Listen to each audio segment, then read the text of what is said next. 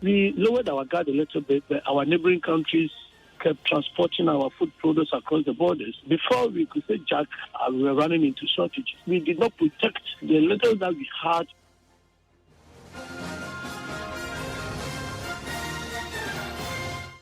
This is Top Story with Evans Mensah.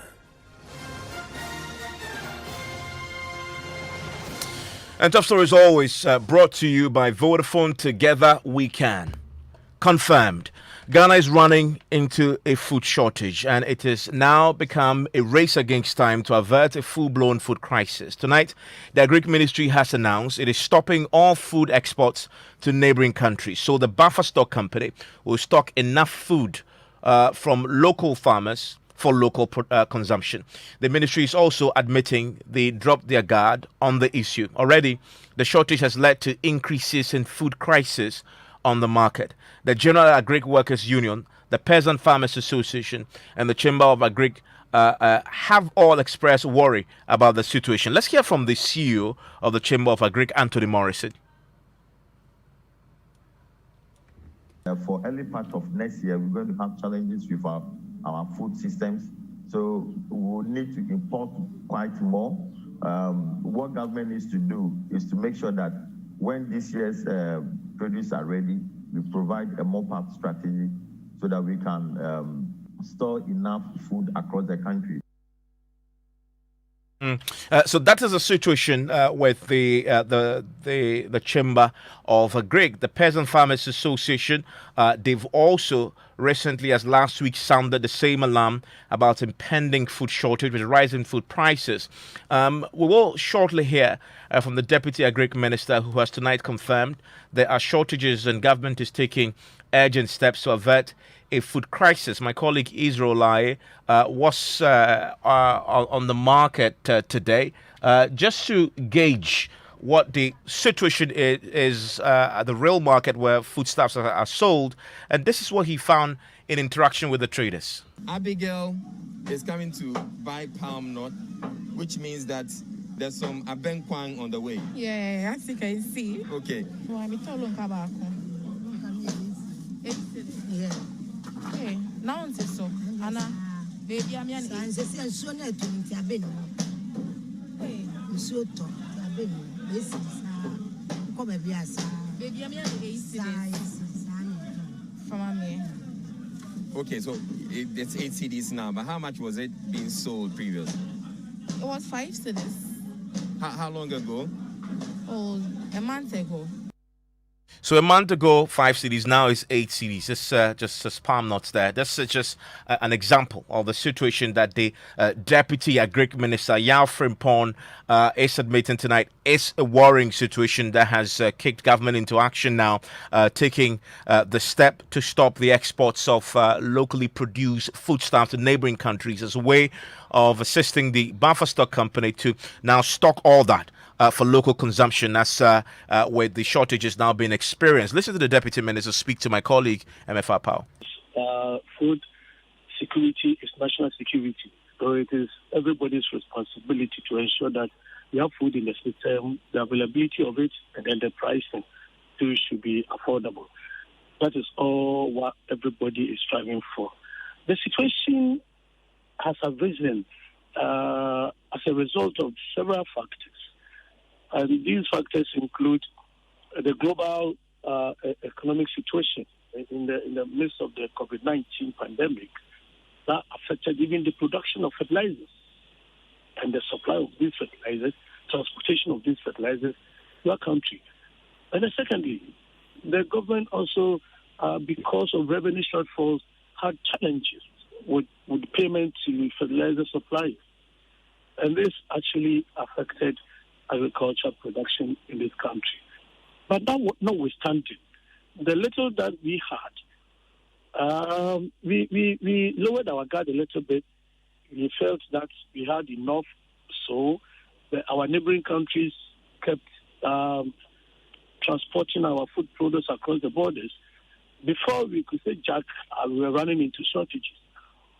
And because of the droughts that occurred in the second half of last year, the production levels were not as high as the previous years. So as we did not protect the little that we had, and we on our blind side, we allowed these things to go until we got to know that no, this thing must stop. That the minister put a stop to all these things. We were doing very well until that time, but we've learned a lot of lessons from it, and just as the earlier speakers were talking about, we are no longer going to lower our gas this time. The harvest that we are going to have this year, both the minor season and then the major season in the southern sector. You know, the northern sector, they have only one planting season. The planting season has been good in the northern sector because the rains have been good. Just that inputs did not go as we all expected because of the factors that I've listed above earlier. So, whatever we are going to get, we will guard them jealously. And finally, for us, the government, the Minister of Agriculture has taken delivery of, I wouldn't say delivery, we've been giving about 81 to 85. I'm not getting the figure very well, but I know about 81 of the warehouses are ready. Okay. So what we are doing in the interim is to ensure that our produce are not being exported to neighboring countries. That has started, you say? One. Okay. And then at the moment, we are expecting the harvest from our crops this year. Around this time, some farmers are beginning to harvest, and that is especially in the middle belt where we have two seasons. Around this time, farmers are harvesting. They are at the same time planting for the minor season, and the minor season, the rains have been good. So we know that the minor season we're going to get better harvest in the minor season even than the main season. And the assurance from government to all of us is that we can avert a food shortage in this country. We are surely going to avert this food shortage because the buffer stock is now getting ready, well positioned to be able to mop up every food that we produce in this country. So there's a lot of responsibility now on the shoulders of the buffer stock company in the wake of the shortages that the Agri Ministry has moved into action now to stop the exports. Let's bring in the buffer stock company chief executive Abdul Wahab Hanan, who joins us on the telephone line right now. Mr. Wahab, thank you for your time here on Top Story. Thank you very much, Evans. Good evening to your cherished listeners. I mean, the Deputy Agri Minister puts a lot of responsibility on your shoulders. Is the buffer stock company ready, prepared, with the capacity to stockpile the excess food that would have normally exported that we now stopped, that you now must stockpile? Of course, it's a duty call, so we are ever ready. As we speak now, we are currently validating the license buying companies that we have on our database to prepare them for a mop-up of the excesses once harvesting starts. And then also having received some of the warehouses under the one district, one warehouse, that is also affording us the opportunity to do the necessary preparation in terms of putting pallets and then cleaning up the warehouse and putting pallets awaiting the new harvest. So we are prepared. I'm very happy you made mention of the huge responsibility. Yes, of course, taking responsibility of the feeding component of the free senior high school is also a huge responsibility. We are feeding over about 1.1 million students every day. It's not easy, but then, like I said, it's a duty call, and we have been established to make sure that we have food secured. Yeah, I mean, 1.1 million is it's one thing, and then feeding 30 million Ghanaians is a whole different ball game. That's a responsibility on your shoulders now. Yes, sure. Remember, the minister has acknowledged the fact that yes, we have been allowed our neighboring countries to come in and then buy. So this time around, we have to also come in and then mop up the excess grains that farmers will produce, and that is what we are doing. We are preparing to do now. So it is something that we have done it before, and we are determined to do it again. And we are very much aware that we are not in normal times, and we have to do everything possible to make sure that Ghanaians have the best of food and quality and affordable. That is what we'll be doing anytime from now. I'm sure we would get in touch with you to update you on whatever we are doing from now up to the time of stocking in our various warehouses. Specifically, how many warehouses do you have now? What's the capacity of the buffer stock company as we speak? Okay, so currently buffer stock has over one warehouse capacity of about 130,000 metric tons across the country. So that's the maximum you have, but Ghana's requirements far exceeds that. Yes, it far exceeds that. That is why we are gradually adding the number of the warehouses, and we are also looking at rehabilitating the silos that are dotted around the country, the defunct Food Distribution Corporation silos. We are also working around it to see how we can, bring them back to life. But for the meantime, of course, the food is not going to stay in the warehouses for long. These are just for us to mobilize and then make sure that we stabilize prices in the market and, make sure that farmers, consumers are able to buy grains from the market. Mr. Wahab, stay with me. Thankfully, just been joined by the Deputy Agriculture Minister, Mr. Yao Frimpong. Mr. Frimpong, thank you again for your time on Top Story. Thank you. I'm grateful that you could join us. Kindly explain for me. So the exporters of these food produce that we produce locally, who export it to the neighboring countries, how exactly are we stopping them from exporting? Are we using the land borders? Are we having a conversation with them? What's the approach? Yeah, thank you so much, and greetings to everybody in studio and your guests on phones. Whether we are talking to them or we are using the borders or everything, the most important thing is that we have stopped the exportation of our food products across the border. Whatever style we used, now you need a permit from the minister before you can export. You need a permit from the minister before you can export. Exactly, and this thing came about because of the shortage that we had this year. That has affected prices. So, as I indicated earlier on, because we lowered our guard a little bit, we run into that difficulty, and we are not going to allow that into recur in this country. So, at least as far as I know, the security agencies around the borders are in the know that they are not going to allow anybody to cross our borders with foodstuffs, especially the grains. And, these people come to our markets, the Techima market, the Jura market, the Kintampo market. These are the Nkwasa market. These are the markets where these things are sold.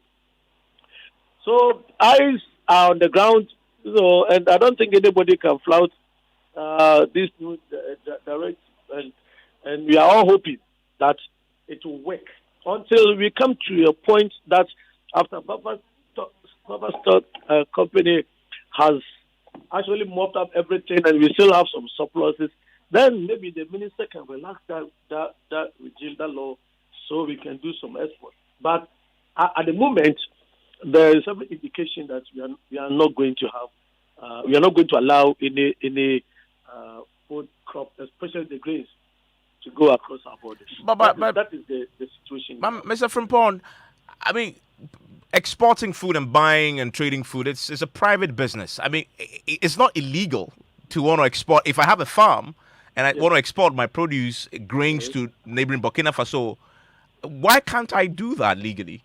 Well, the point is this: the trusts come to Ghana to buy, and these are not Ghanaians. I hope you get my point. I do, but this is ECOWAS, and they are allowed to trade with us. No. There are restrictions. Even within the ECOWAS law, there are rules or restrictions. When there are crises, times the individual countries have that responsibility to protect their citizens first. Are we in crisis? No, but if everybody is crying that food prices are going up because there are shortages, and you want us to go into crisis, we are not in crisis. But you don't want us to go into crisis before you take preemptive measures. So there were preemptive measures that we took, and that has saved the situation. Otherwise, we were going to run into crisis. If you had continued, we're going to run into crisis. And we had to do something to avert the crisis. So just for clarity, so this specific ban on exportation of produce from our farms has to do with the those in neighboring countries who come into Ghana to buy the produce and export. That's right. But what about Ghanaian farmers who produce for export to neighboring countries? Can they do so? No, but you still need some permits. You still need some permit before you can export. You just don't get up and say you are exporting. No. We need some permit from authorities before you can export anything from Ghana. And by the way, the situation as we have it now, what about the many illegal routes out of Ghana? We all know that smuggling of fertilizer is a big issue already. I mean, now that you've talked about national security, the security agencies on the lookout at borders to arrest people who attempt to export produce without these permits. What has been done about the known routes of smuggling now? Because then food becomes part of those things that become smuggled. You know something. If the foods that we are talking about were exported in those little portions, it wouldn't have affected even 0.0001% of what we had. These are trucks that are loading food, big trucks, articulated trucks, loading and going across the borders. The routes we are talking about, these are the headquarters. They carry on their heads and then go across. You think how many times can they go for that exporter to get one articulated truck across the border? So that one is not a problem at all. The small routes are not a problem at all. They come in and take the goods in big trucks. That is what we are talking about. I mean, Mr. Frimpong, just last week, your boss, the Dr. Free Akoto, when the former president raised these concerns about impending food shortage, he was categorical that we don't have a problem. A week on, there is impending food shortage. We are stopping exportation of food. What changed in a week? Hold on. No, you are getting everything wrong. This you are talking about just last week. No, this measure has been put in place for quite some time. And you see, if you have been in this country and you know the cycle of food production in this country, you know that every planting season, prices go up. And I'm telling you that this year it has been extraordinary because of certain factors. And these factors are, one, the global market for fertilizers, and two, the drought that we had in this growing area. So if these factors have affected us this year, and the little that we had, that could have sustained us, there were other factors that also came in here because we could not mop up, the buffer stock were not capacitated to mop up enough. And we thought these grains would be there all the time for us. That's why I'm saying that before we could say these guys are taking the thing from our local markets across the borders. So these are the factors that accounted for it. This last week thing you are talking about, the prices have been high for quite some time now. And I keep telling people that, look, when the harvesting season begins, prices will find their natural level. And I always give the example of yams. Before the new yams came, yams were being sold at 20 cedis. And now you cannot tell me that you go to the market and you get put the same size at 10 cedis. That is what I'm talking about.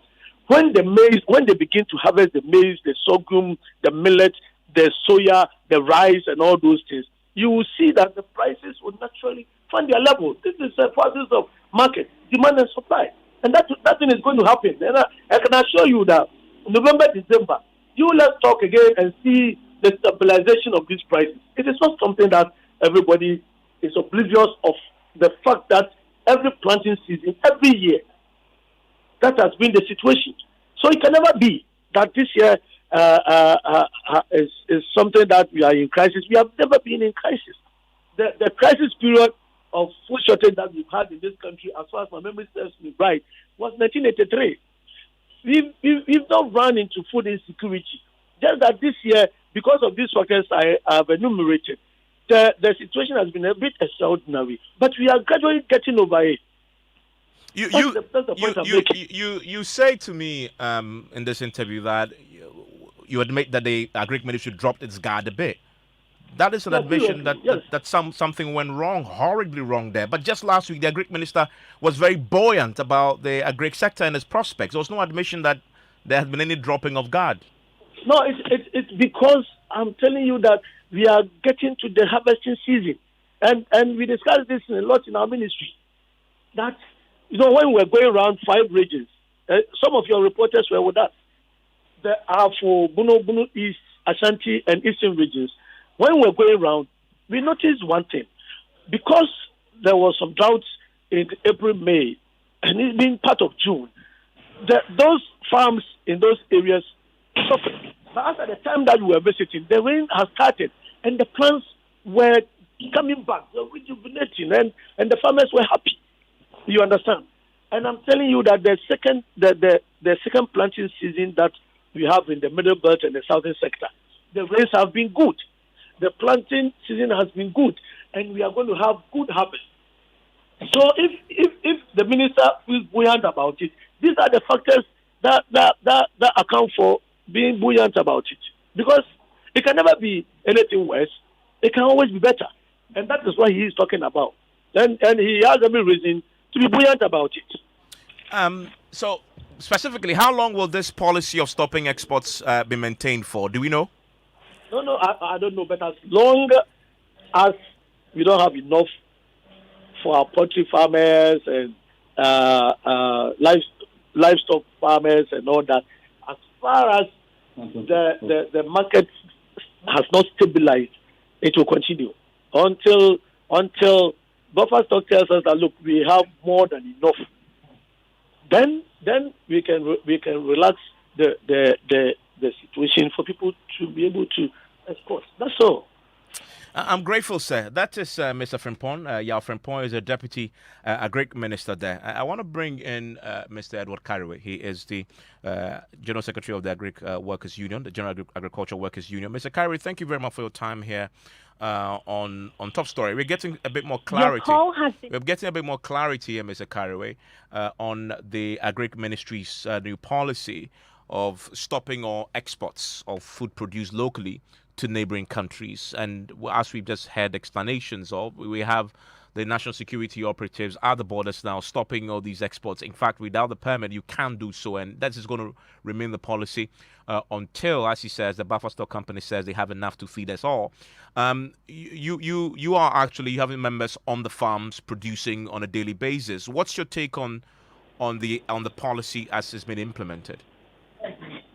Well, Evans, good evening, sir, and then good evenings to your listeners, and then I'm happy to be on your program on this important topic.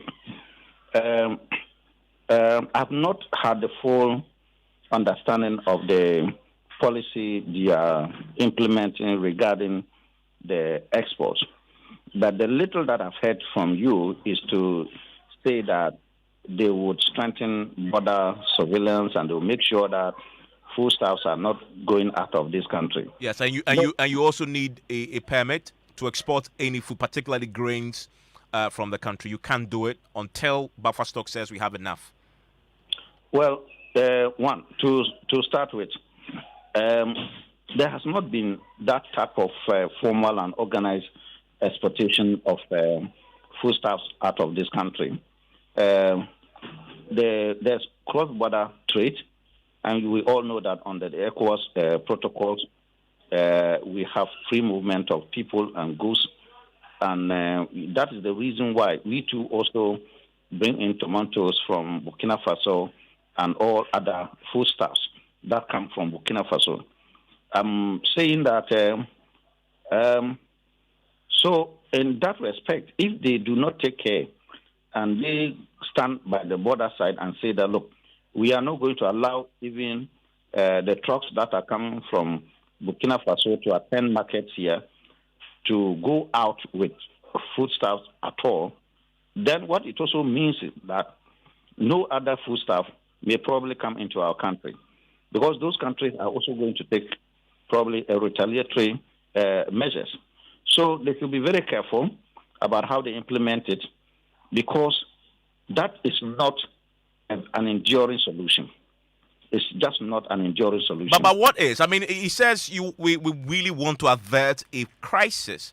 And if you want to do that, you have to take urgent, drastic measures in the interim, at least, until the harvesting season kicks in. You restabilize the situation, and then you return to a more long-term solution.